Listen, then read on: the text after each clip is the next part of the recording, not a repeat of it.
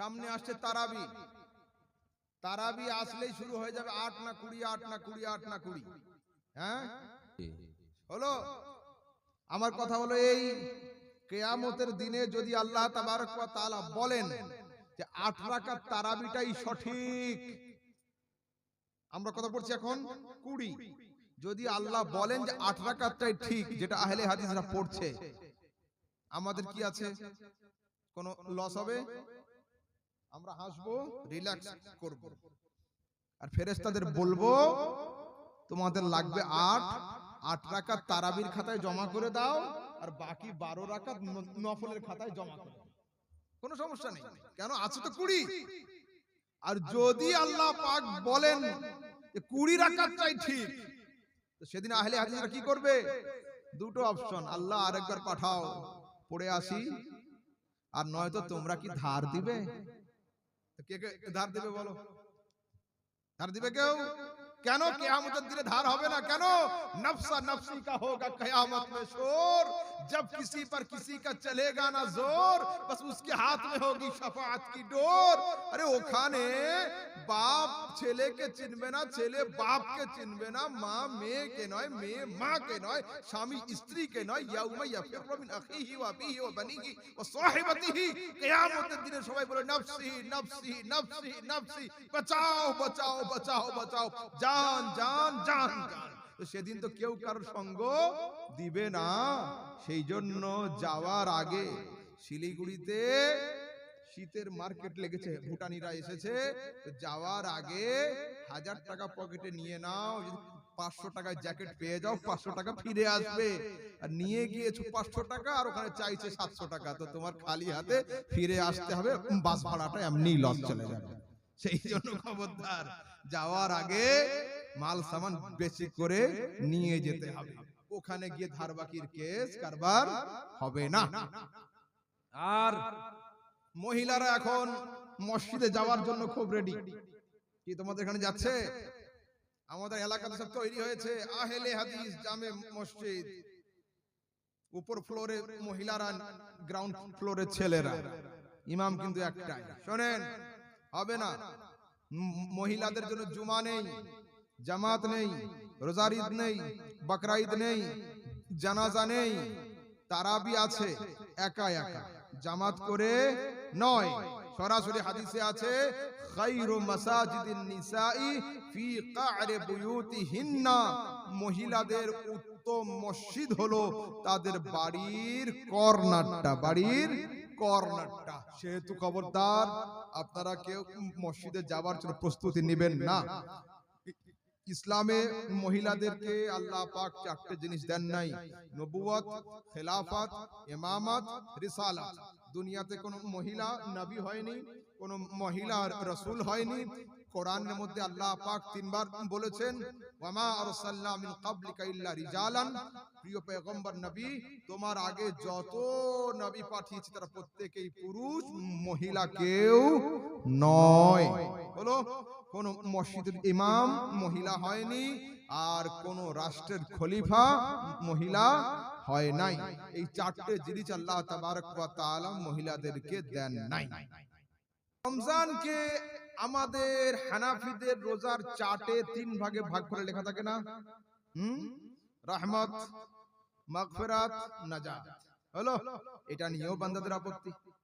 তো আসুন এটাও শুনে নেন।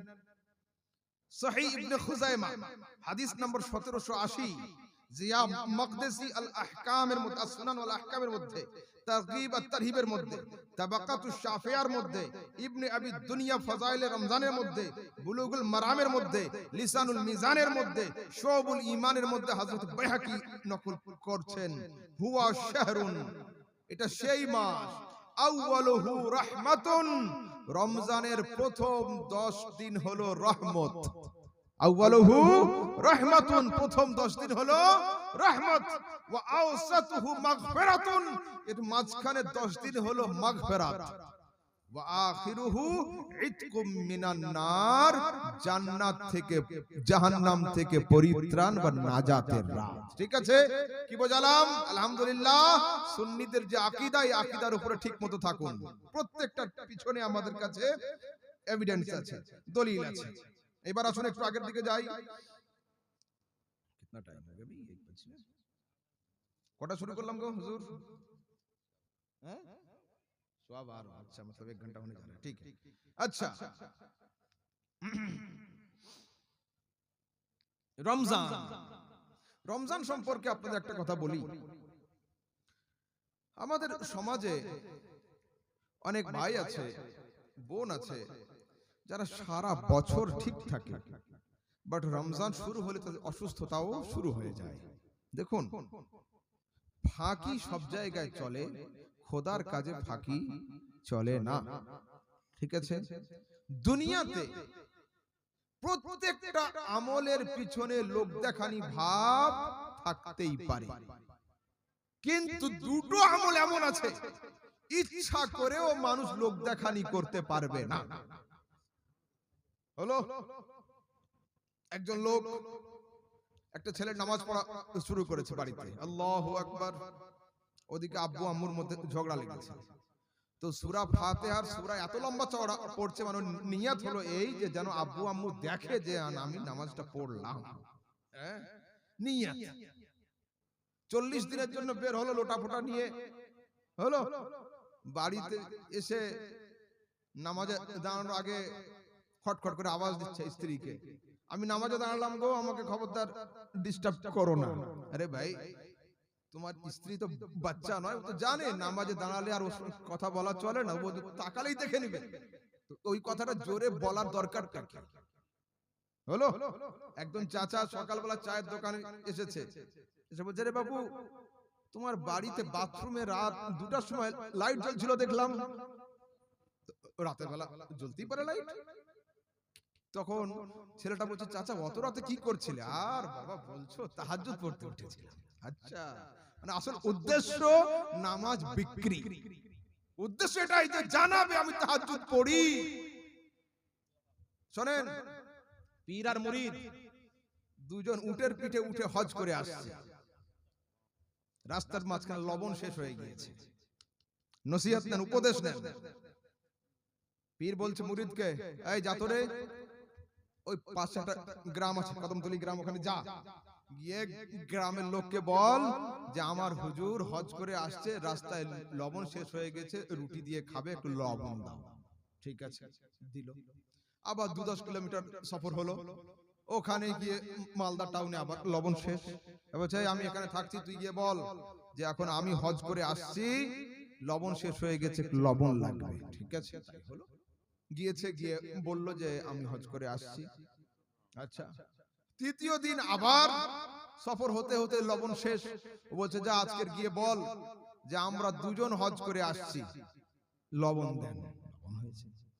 চতুর্থ দিনে লবণ শেষ। পীর সাহেব বলছে, আজ যা, মুরিদ পীরকে শিক্ষা দিতে, হুজুর প্রথম দিনে তো আপনার হজ বিক্রি করে লবণ আনলাম, কি কথা? দ্বিতীয় দিনে তো আমার হজ বিক্রি করে লবণ আনলাম, আর পরের দিন দুজনের হজ একসঙ্গে বেচে দিয়ে লবণ আনলাম, আর তো হজ নেই, কি বেচে লবণ আনবো? আল্লাহ, কি মুরিদ, কি মুরিদ! এই মুরিদ সমাজে নেই, এই মুরিদ পাওয়া যায় না। পীর যদি নামাজের সময় শুয়ে থাকে, না না হুজুরের জাগানো চলবে না, হুজুরের দিল নামাজ পড়ছে। আরে শয়তান, দিল নামাজ পড়ে না মাথা নামাজ পড়ে? হ্যাঁ, এগুলো ইবলিস, মুরিদ নয় এরা। আর এদের যারা পীর, তারা হলো ইবলিসের আব্বা। খবরদার নয়। দেখুন, সঙ্গে সঙ্গে পীর বলছে, আহা বাবা রে, তুই কি নসিহত না দিলি? মুরিদ বলছে, হুজুর হজ বিক্রি না করে, হজের বাহানা না দিয়ে আমরা তো এটাও বলতে পারতাম যে আমরা মুসাফির মানুষ, দূর থেকে আসছি, রাস্তায় লবণ শেষ হয়ে গেছে, কেউ লবণ দিবেন গো? কি কথা! দেখুন, এর থেকে উপদেশ নিতে হয়। তারপর আরেকটা দিচ্ছি, পয়েন্ট শোনেন। মুরিদ হুজুরকে ডেকেছে, হুজুর আজকের আমার বাড়িতে আসুন, দুপুরের খাওয়া দাওয়া হবে। ঠিক আছে, এইবার খাওয়া দাওয়ার সময় খাওয়া দাওয়া লাগাচ্ছে বাড়ির মেয়েরা, তো ইনি মুরিদ হুজুরের সামনে বসে বসে জোরে জোরে বলছে, আগো বাবা, এবছর হজ করতে গিয়ে আমি যে প্লেটটা আনলাম সৌদি আরব থেকে, ওই প্লেটে করে হুজুরকে আজ খেতে দাও। হলো, তখন হুজুর বলছে, আরে মিসকিন, তোর এক কথাতে দুটো হজ বিক্রি করে দিলি। কি কথা, কি বললো? এবারে হজ করতে গিয়ে যেটা আনলাম সেইটাই খেতে দাও, তার মানে তুমি ডবল হাজি, সেটা আমাকে জানাচ্ছ। ট্রেনে শামসি থেকে উঠে মালদা নামবে, তো সামনে সামনে দুটো লোক, এ বলছে আসসালামু আলাইকুম, আপনার নাম কি? তা বলছে আমি হাজি রফিক। তা বলছে ওয়ালাইকুম আসসালাম, ভাইজান আপনার নাম? তা বলছে নামাজি শফিক। তা বলছে নামাজি শফিক তো কোনো সময় শুনিনি। তা বলছে আপনি হজ কভার করেছেন? তা বলছে একবার। তা বলছে আরে ভাই, তো জীবনে একবার হজ করে যদি তুমি হাজি শফিক হয়ে যাও, দিনে 5 বার নামাজ পড়ি, নামাজি শফিক হব না কেন? সেই জন্য খবরদার, এই ছোট ছোট কথাতে আমাদের আমল বরবাদ হয়ে যায়। তো আসুন, যে পয়েন্টে ছিলাম, দুনিয়াতে সবকিছু দেখানো যায়। যাকাতের টাকা মসজিদে যখন লোক যায় তো খালি পকেটেই যায়, সাধারণত নিয়ে যায় না কিছু। যদি কিছু দেওয়ার থাকে ও কিন্তু বাড়ি থেকে গুনে গেথে নিয়েই যায়, অথচ লোকের সামনে 4 বার গুনছে। কেন? দেখাবে যে আমি দিচ্ছি। দুনিয়াতে আসুন, দুটো আমল এমন আছে যেটাতে লোক দেখানোর চেষ্টা করলেও হবে না। কোনটা হবে না? 1 নম্বর আমলের নাম হলো সবর। সবর। একজন লোক বহুত টেনশনে আছে, অথচ আপনার সঙ্গে বসেও 4 ঘন্টা কাটিয়ে দিল, যদি মুখ দিয়ে ও প্রকাশ না করে যে হুজুর আমি সবর করছি, কষ্টে আছি, আপনার বোঝার ক্ষমতা নেই যে লোকটা সবর করছে। এর নাম হলো সবর। আর আরেকটা আমলের নাম হলো রোজা। যদি একটা লোক 6 ঘন্টা ধরে আপনার সঙ্গে গল্প করে, আপনি টের করতে পারবেন না লোকটা ক্ষুধার্ত আছে, যদি মুখ দিয়ে প্রকাশ না করে যে আমি আজকের রোজা রেখেছি। সেই জন্য আল্লাহ তাবারক ওয়া তাআলা কোরআনে কারীমের মধ্যে কি বলছেন? ইন্নাল্লাহা মা'আস সাবিরিন, সমস্ত ইবাদতকারীর সঙ্গে আমি খোদা তো আছি, কিন্তু সবরকারীর সঙ্গে আমি খোদা স্পেশালি তাদের সঙ্গ দিয়ে থাকি। যারা সবর করে আমি খোদা তাদের সঙ্গে থাকি।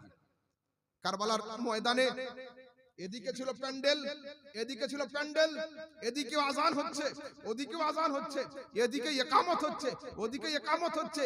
এদিকের ইমামের নাম হলো ইয়াজিদ পন্থী, ওদিকের ইমামের নাম হলো ইমামে হুসাইন রাদিয়াল্লাহু তাআলা আনহুর সঙ্গী। প্রশ্ন হলো এই, মাওলা সেজদা দুদিকে, তুমি আছো কোন দিকে? রুকু দুদিকে, তুমি আছো কোন দিকে? সেজদা দুদিকে, তুমি কোন দিকে? নামাজ দুদিকে, তুমি কোন দিকে? আল্লাহর তরফ থেকে উত্তর আসছে, ও মুসলমান, আমি কোন দিকে, আমার সাপোর্ট কোন দিকে, আমার রহমত কোন দিকে যদি জানতে হয়, নামাজ দেখে ভুলে যেও না, ওই দুটো দিকে তাকিয়ে দেখো সবর কাদের সঙ্গে আছে। সবর যেদিকে আমি খোদা সেদিকে। আমি দেখলাম ইমামে হুসাইনের নানা মরে গেল, সবর করছেন। বাপ শহীদ হলো, সবর করছেন। মা ইন্তেকাল করলো, সবর করছেন। মক্কা থেকে বেরিয়ে আসলেন, সবর। মদিনা ছাড়লেন, সবর। কুফা থেকে কারবালা, সবর। প্রত্যেকটা ধাপে ধাপে সবর। আমি বললাম আই খোদা, আমি তো খুঁজে দেখলাম সবর রয়েছে হোসাইনের সঙ্গে। বলছে হ্যাঁ হ্যাঁ, নামাজ দেখে পাগল হয়ো না, ইন্নাল্লাহা মা'আস সাবিরিন, সবর যেদিকে থাকবে আমি খোদা সেদিকে থাকবো। সবর যদি হোসাইনের সঙ্গে থাকে, আমার রহমত হোসাইনের সঙ্গে রয়েছে। বুঝতে পারলাম? আর রোজা, সমস্ত ইবাদতের পুরস্কার কে দিবে? আল্লাহর তরফ থেকেই হবে, তাই না? নামাজ হোক, হজ হোক, যাকাত হোক, সব কিছু হবে আল্লাহর তরফ থেকে। কিন্তু সরাসরি হাদিসের মধ্যে রাসূল বলছেন যে আমার আল্লাহ বলেছেন আস-সাওমু লি ওয়া আনা আজজি বিহি, রমজানের রোজার মধ্যে লোক দেখানির কোনো জায়গা নেই।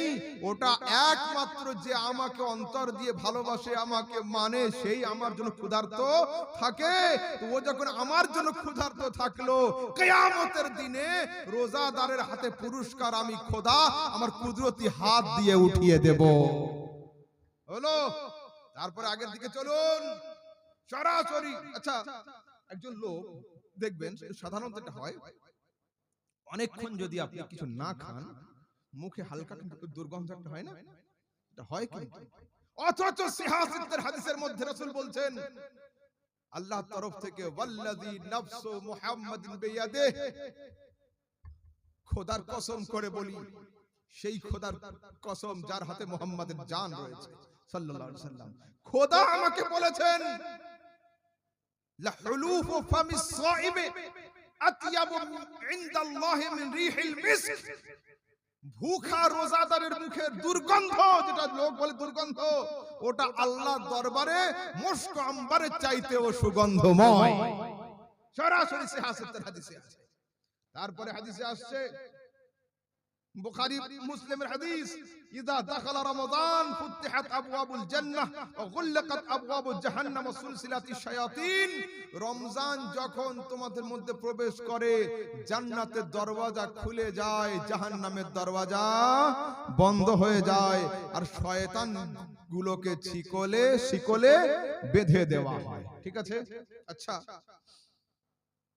শয়তান যদি বেঁধে রাখা হয়, রমজানে কি পাপ কাজ হয় না লোকের দ্বারাতে? হয়তো। যদি কিয়ামতের দিনে বলে যে আল্লাহ কি করব, শয়তান আমার সঙ্গে ধোঁকা দিয়েছিল, শয়তান আল্লাহর দরবারে উকিল দিয়ে আপিল করবে, আল্লাহ আমি তো তোমার দরবারে ছিলাম শিকল দিয়ে বাঁধা, আমি ওর কাছে গেলাম কখন আর ওর শয়তানি করলাম কখন? এর উত্তর কি হবে? শোনেন, শয়তান যদি বাধা থাকে, কিন্তু আমাদের পাসলিপ হয় না? রমজান মাসে তো পাসলিপ করে, গুনাহ তো হয়, তো করাই কে, হয় কেন? এর যুক্তি হলো এই, একজন গাড়ি 80 স্পিডে চালাচ্ছে মোটরসাইকেল, আর হঠাৎ করে আমার হযরত বলল, এই ভাই থাম রে। ও কি ওইখানে থামতে পারবে? না 10 হাত গিয়ে থামবে। 10 হাত গিয়ে থামবে কেন? গাড়িটা কন্ট্রোলে তো আনতে হবে। পিকআপ ছিল 80, ও থামবে না। তা বলছে 11 মাসে গুনহার যে স্পিড ছিল, হঠাৎ করে ব্রেক ধরতে পারে না। ওই জন্য রোজার মাসে ওই বদখাসলাতের স্পিড এত থাকে যে 2-4টে পাপ হয়ে যায়। কিন্তু রমজানের দোষ শয়তানের ঘাড়ে দিয়ে তোমরা পার পাবে না। রমজানে যা করবে নিজেদের ঘাড়েই আসবে। ওই জন্য খুব সাবধান, শয়তান কিন্তু সেদিন এই দায়িত্ব নেবে না। কেন? যে আমি তো বাধা ছিলাম, আমি ওদের শয়তানি করিনি। হলো? তারপরে আসুন, রাসূল বলছেন, বুখারী মুসলিমের হাদিস, আন্না রাসূলুল্লাহ قال الصيام জুন্নাতুন। যুদ্ধে যারা যায়, এখনকার যুদ্ধ তো আলাদা, দূর থেকে বোম্বিং হয়, তারপর এয়ারক্রাফটে কেউ না থেকেও কম্পিউটার কন্ট্রোলে, ওখানে গিয়ে কম্পিউটার কন্ট্রোলে দূর থেকে ফায়ারিং করে দেওয়া যায়। কিন্তু আগেকার যে যুদ্ধ হতো, এই যুদ্ধ সব সময়ের জন্য বাজু সামনাসামনি হতো, তলোয়ার সামনাসামনি থাকতো। তো যারা যুদ্ধে যেত, ওদের এক হাতে তলোয়ার থাকতো আর এক হাতে ঢাল থাকতো। ঢাল জানেন? একবার গিয়ে কলকাতা ভিক্টোরিয়া ঘুরে আসবে, ভিক্টোরিয়া, ওখানে ওর ভিতরে দেখবে যত যুদ্ধের সামগ্রী রাখা আছে। হলো, ঢাল থাকতো। রাসূল বলছেন যে সিয়াম জুন্নাতুন, এটা হলো ঢাল। এই রোজা নামক ঢাল কি করে? এর দ্বারাতে পাপের হামলা থেকে তুমি নিজেকে সুরক্ষিত রাখতে পারবে। রোজা হলো একটা ঢাল, এই ঢাল দিয়ে যত গুনার কাজ আছে, এই তলোয়ার থেকে তুমি নিজেকে সেফ রাখতে পারবে। ঠিক আছে? কারো কোনো প্রশ্ন আছে? তাড়াতাড়ি বলো, শেষ করে দেব। 1টা বাজে, 1:15। আপনাদের মধ্যে যদি কারো প্রশ্ন করার ইচ্ছা থাকে, হযরতকে প্রশ্ন করতে পারেন, ইনশাআল্লাহ উনি উত্তর দিবেন। কারো কিছু কোনো বিষয় শরীয়তি ইসলামিক